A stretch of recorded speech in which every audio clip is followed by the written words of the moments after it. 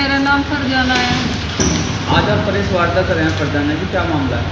जी मेरा ये मामला है, मेरी 2018 में राहिल से दोस्ती हुई थी, प्रेम प्रश्न हुआ था। मैं यहाँ आज़ाद चौक में काम करूँ थी, वहाँ से हमारी मुलाकात हुई थी, हमारी बात शुरू हो गई थी। 4 साल तक के हम रिलेशन में रहे। रिलेशन में रहने के बाद 2022 में मैं प्रेग्नेंट हुई। प्रेग्नेंट होने के बाद मैंने अपने राहिल से बोला कि भाई अब मैं प्रेग्नेंट हो गई तो मेरे से शादी कर लो।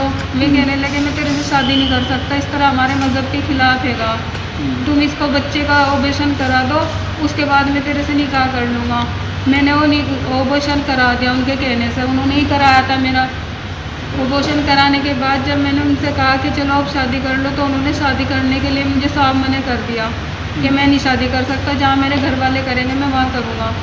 उसके बाद उन्होंने मुझसे बात नहीं करी, मेरे फ़ोन उठाना बंद कर दिया। मैं फिर थाने में गई, थाने में जाके मैंने एप्लीकेशन दी कि ऐसे करके हमारे, कौन से थाने में गए थे आप? मैं यहाँ शामली कोर्ट वाली थाना में गई थी। फिर क्या हुआ? फिर वहाँ पे उन्होंने मेरी एप्लीकेशन ले ली और उसके बाप को उठा के ले आई, सलीम को, सलीम है उसका बाप का नाम।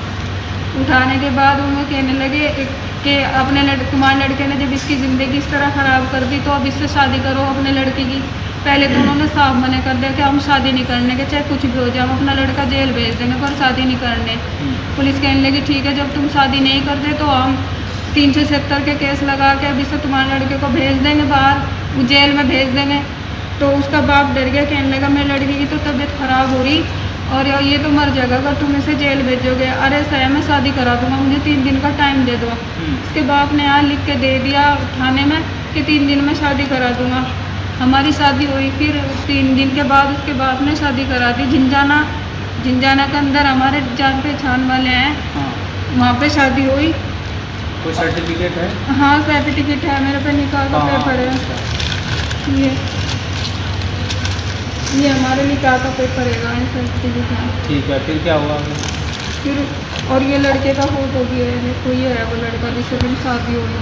ठीक है, फिर आगे क्या हुआ? उन्होंने निकाह करने के बाद मुझसे 2 महीने का टाइम मांगा कि 2 महीने का टाइम दे दे और लड़के की तबीयत ख़राब हो रही, थोड़ी इसकी तबीयत ठीक हो जाएगी और इसका काम भी लग जाएगा और हम ऊपर कमरा डाल लेंगे, तुझे आके ले जाएंगे मेरे ससुर ने कही।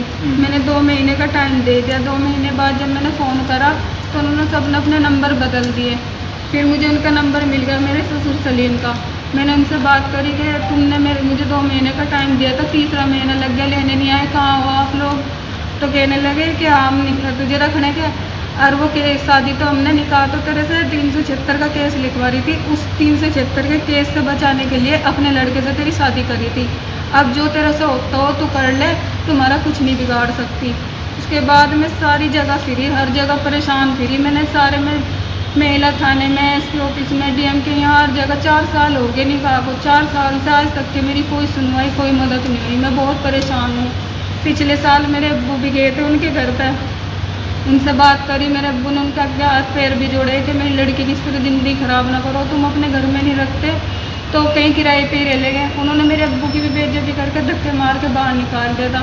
वहाँ से आने के बाद मेरे अब्बू 1.5 महीने तक के बीमार रहे। 1.5 महीने के बाद मेरे अब्बू का भी इंतकाल हो गया था उस सदमे में। अभी वो लड़का कहाँ पे जिसने तो आपसे शादी करी उसे थी? इन्होंने भगा रखा, 4 साल से गायब कर रखा है इन्होंने। इन्हें सब पता कहाँ है, ये सारे मिले हुए हैं। इसका मम्मू है, इसके मम्मू है, इसकी खाला है, इसके भाई, ये इसकी अम्मी अब्बू, ये सब मिले हुए हैं। अभी क्या चाहते हैं आप पुलिस प्रशासन से? मुझे तो इंसाफ चाहिए। मुझे तो मेरे कोई ठिकाना नहीं है रहने का, मैं दर बदर की ठोकरें खा रही। कौन कौन है? परिवार में मेरे कोई नहीं है, 6 बहनें हैं, 1 भाई। भाई की तो मेरी शादी हो गई थी गोरखपुर, वो तो वहाँ पे रह रहा है अपनी ससुराल, और बाकी मेरी बहनों की भी शादी हो गई, वे भी अपने ससुराल में है। मेरी बहन रह रहा है किराए, यहीं पे किराए पे रह रहा है, वो भी मैं उसके पास रह रही है। अब जब से मेरे अब्बू का इंतकाल हुआ, जब से उसके पास रह रही है, मैं उसके पास कब तक रहूँ? क्या चाहते मेरा हैं? कोई रहने का कोई ठिकाना नहीं है, कुछ नहीं पुलिस है। प्रशासन से क्या चाहती हैं? पुलिस प्रशासन से बस मेरी यही गुहार है कि मुझे इंसाफ दिलाया जाए और मेरे रहने का कोई व्यवस्था नहीं है। मुझे रहने के लिए अपने ससुराल में वो चाहिए अधिकार। उत्तर प्रदेश में योगी उत्तर सरकार है, आप क्या चाहती हैं? क्योंकि पुलिस प्रशासन से आप 4 साल से लगातार गुहार लगा रही है, आपको मुझे न्याय नहीं मिला।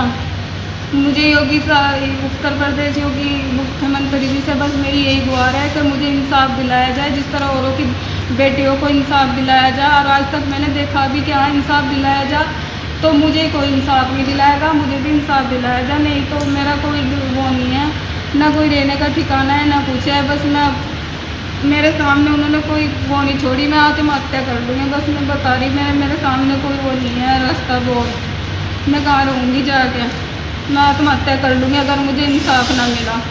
बस उसके जिम्मेदार मेरी ससुराल वाले, मेरे ससुर सबाना, मेरी सास राहिल, उसके मामू शाहिद, राशिद और बेबी और उसका भाई आजम, मेरी मौत के जिम्मेदार ये होंगे। बस अगर मुझे इंसाफ नहीं मिला तो मेरी मौत के जिम्मेदार ये होंगे, मैं अपनी जान दे दूँगी, इसके अलावा मेरे सामने कोई रास्ता छोड़ा नहीं। मेरी ज़िंदगी बहुत बुरी बर्बाद कर दी उन लोगों ने। अगर आप ये वीडियो YouTube पर देख रहे हैं तो हमारे चैनल को सब्सक्राइब करें और बेल आइकन को दबाना ना भूलें। अगर आप Facebook पर ये वीडियो देख रहे हैं तो हमारे पेज को लाइक करें।